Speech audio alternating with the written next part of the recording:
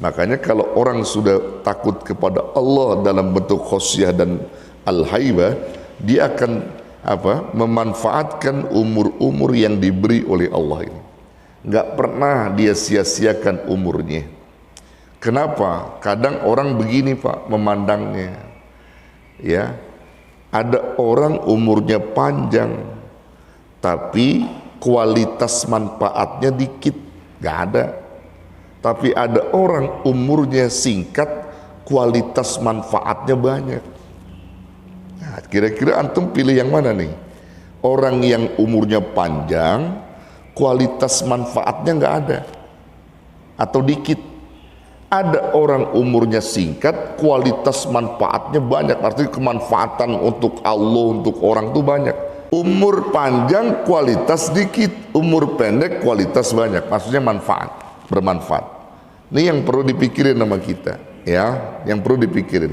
Saya coba bacakan makalah Al-Imam Ibnu Attaillah rahimahullahu ta'ala anhu. Begini, ini untuk kita renungin aja ya. Kata beliau apa? Rubba umrin ittasa'at amaduhu wa qallat amdaduhu. Kadang umur seseorang itu panjang masanya, namun sedikit manfaatnya. Ada orang umurnya panjang, sedikit manfaatnya buat orang lain, juga sedikit manfaatnya sama Allah, bahkan nyaris kagak ada. Umurnya panjang tapi manfaatnya dikit doang. Wa rubba umrin qalilatin, dan terkadang ada pula orang yang umurnya sedikit masanya, ya, qalilatin amaduhu katsiratin amdaduhu, tapi banyak sekali manfaatnya. Jadi manfaatnya tuh banyak. Manfaat buat Allah, artinya dalam agama Allah, manfaat untuk orang lain banyak. Tuh. Kadang begitu Pak. Jadi kita pengennya tuh punya umur, memang umur panjang masanya, banyak pula manfaatnya. Dan ini yang perlu disadari oleh kita saudara, bahwa kuantitas itu, banyaknya umur seseorang itu tidaklah mencerminkan pada kualitasnya. Ya, tadi itu yang saya bilang ya, banyaknya umur seseorang atau lamanya umur seseorang itu tidak mencerminkan pada kualitasnya. Kalau tidak diisi dengan tadi itu ilmu dan iman. Kalau orang yang iman dan berilmu, mah insya Allah semakin tinggi umurnya, semakin banyak umurnya, semakin berkualitas. Kenapa? Karena ada ilmu dan imannya. Kalau orang kosong ilmu dan iman, panjang umurnya, kagak ada manfaatnya.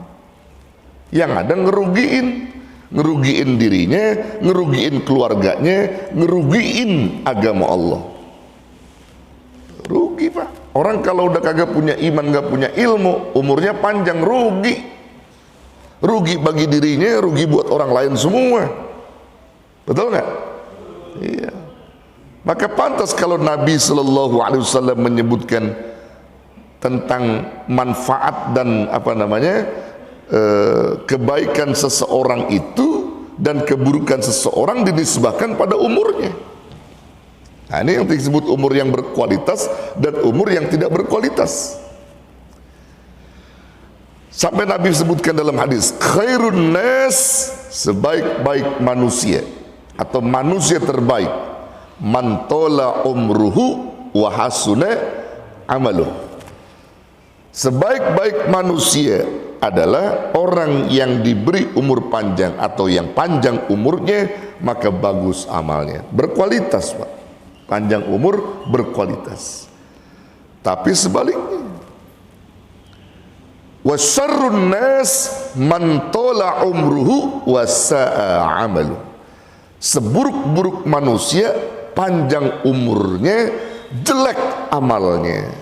Tuh saudara, makanya kalau urusan kita nih saudara, nih maaf nih ya, saya ingetin, kita nih, kalau orang yang udah dikasih umur 40 tahun ke atas, udah dah pada inget sama Allah, mainannya masjid udah, masuk ke dalam masjid, i'tikaf, zikir, ada taklim ikutin, sholat berjamaah.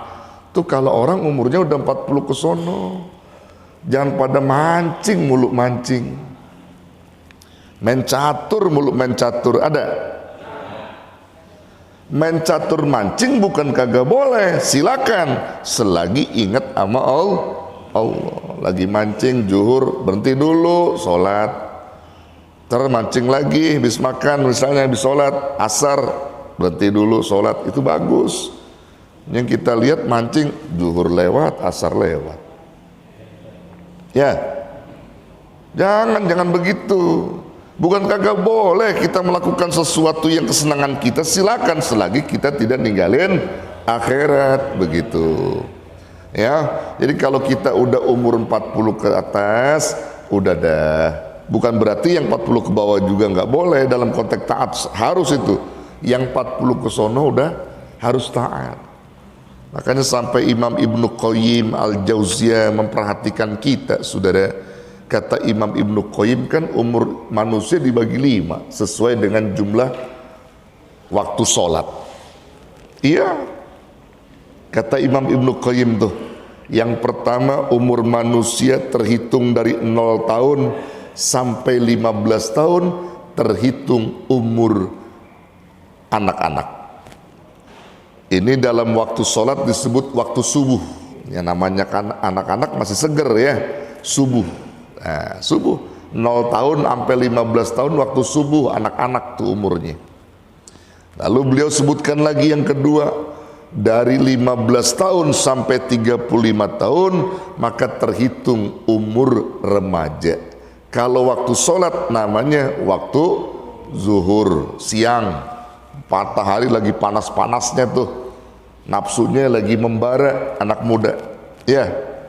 Nah, ada yang 35 sini, 15:35 ada ya, lagi membara tuh, zuhur, waktunya zuhur. Kemudian yang ketiga umur 35 sampai umur 55 itu masuk kategori umur dewasa. Kalau sholat waktunya disebut waktu maghrib, asar, waktu asar ya, waktu asar nih matahari udah menyingsing nih, ya udah mau menyingsing nih kalau waktu asar nah. Ya 35 sampai 55 tuh umur dewasa. Nah, maka kalau udah umur dewasa ini nih kudu banyak ingat sama Allah, jangan lupa ya. Ada lagi nanti umur 55 sampai umur 70 tahun itu masuk klasifikasi umur tua. Umur tua 55 sampai 70. Maka kalau sholat, waktu sholat dinamakan waktu maghrib, udah rada gelap. Udah gelap. Ada, masuk yang mana ya. Kalau orang udah masuk waktu maghrib nih, umur 55 sampai ke 70, udah sadar dah mestinya mau ngapain lagi. Ini orang udah waktu maghrib, umurnya masih aja mau main-main sama kebatilan, mau main-main sama kemaksiatan. Kalau udah 55 ke sono, 70 tuh udah maghrib tuh, udah maghrib. Nah, terakhir orang umurnya dari 70 sampai wafat, sampai mengakhiri hidupnya, maka disebut umur tua renta. Nih kalau waktu sholat disebut waktu isya, udah malam.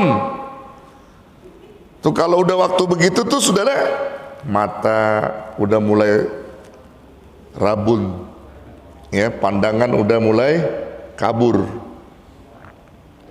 kulit udah banyak yang kendur, gigi udah banyak yang gugur. Kalau makan pakai bubur, kalau jalan nggak pakai tongkat bisa tersungkur, itu tandanya udah deket ke lubang. Nah ibu bapak, ya, oh gitu ya. Kalau Bang Nusi, maaf saya tanya, umurnya masuk yang mana? dari 5 tadi tuh? Ya, saya mau nanyanya begini aja. Waktu subuh, zuhur, asar, maghrib apa isya? Iya, iya Bang Sanusi adanya di mana tuh? Di waktu mana umurnya? Ya, ya. Di mana kira-kira?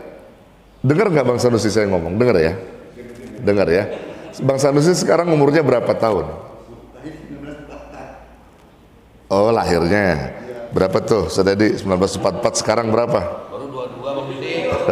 Berapa? 77 ya? 77 udah isya tuh. Wah, udah isya. Udah isya, udah gelap. Ya, tadi wajar kalau Bang Sanusi bilang lupa udah gelap soalnya. Enggak apa-apa. Iya, tapi alhamdulillah Bang Sanusi mah taat ya, taat ibadah. Alhamdulillah. Ayolah, jangan marah lah. Ya, iya enggak. Ya jadi udah gelap tuh Bang Sanusi ya. Jadi insya Allah taat. Ya. Kalau Jirojik berapa umurnya?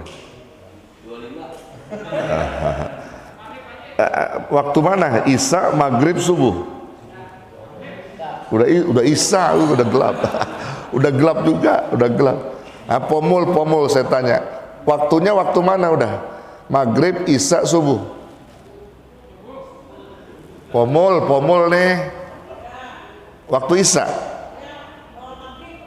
Maghrib. Udah mau maghrib ya? Ya udah gelap juga namanya. Ya, kalau udah maghrib pomul itu mesti banyak sadarnya ya. Banyak sadarnya. Ya, karena setan banyak banget tuh setan kalau maghrib mah ya. Jadi udah harus banyak deket sama Allah udah. Ya, banyak deket, banyak zikir sama Allah. Lu gue tanya berapa?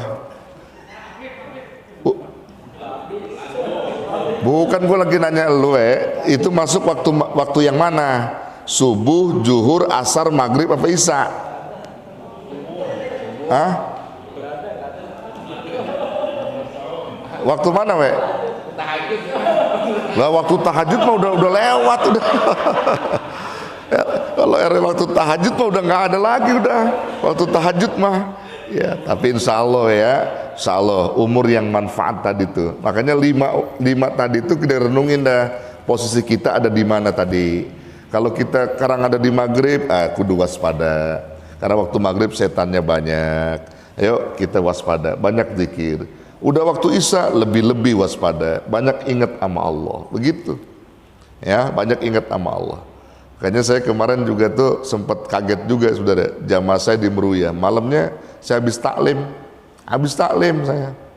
Habis taklim ngobrolnya begini, Kiai, saya mau minta amalan dong biar di kubur saya nanti kalau saya dipanggil sama Allah, kubur saya jadi terang, banyak rahmat Allah. Saya bilang amalannya sebenarnya gampang-gampang aja. Sholat 5 waktu dijaga, banyak sedekah, banyak zikir, ya, tilawatul Quran yang benar, insya Allah. Nah, untuk amalan lisannya banyakin tasbih aja. Saya kasih amalannya, banyakin tasbih, subhanallah, alhamdulillah, sama sholawat ini baca. Habis pulang ngaji saya kasih, ya. Kemudian paginya habis sholat subuh udah kagak ada Pak. Malamnya ngobrol habis sholat subuh udah kagak ada. Kabar innalillahi dikabarkan sama istrinya, saya buru-buru datang ke sana. Masya Allah, kata istrinya, bis pulang ngaji dia ngomong, Kiai dikasih amalan nggak tidur sampai beduk subuh dia nggak tidur, ngamalin yang diamalin sama Kiai, yang dikasih sama Kiai, tasbih sama sholawat. Ya, selesai sholat subuh dia minta sama istrinya, kalau nanti saya habis sholat saya mau pergi katanya. Habis sholat mau pergi, maksudnya pergi kepada Allah. Masya Allah, husnul khotimah. Ini kita nggak pernah tahu Pak yang begitu. Ya, itu artinya apa? Ini orang udah ditandain, orang yang benar-benar takut kepada Allah gitu. Ini juga RW tadi ngomong begitu, tahu kapan? RW. Ya, jadi saudara yang dirahmati Allah, ini penting. Kita nggak tahu umur di mana kita berakhirnya, nggak tahu ya. Kita nggak tahu. Makanya sekarang kita diberi umur sama Allah, manfaatkan aja sesuai dengan apa yang diperintahkan sama Allah Subhanahu wa taala.